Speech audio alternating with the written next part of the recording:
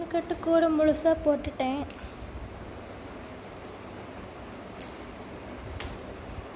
எப்படி போட்டிருக்கேன்னு தெளிவாக சொல்லியிருக்கேன்னு நினைக்கிறேன்.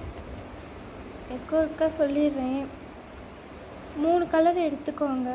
3 கலர் ஒரு அடியும் 8 அடி கட் பண்ணிக்கோங்க. 30 ஒயர் கட் பண்ணிக்கோங்க 3 கலர்லேயும். அடிப்பக்கம் வந்து 15 லைன் போட்டிருக்கேன். முக்கு திருப்பி கூடிய மேல் வச்சிருக்கேன்.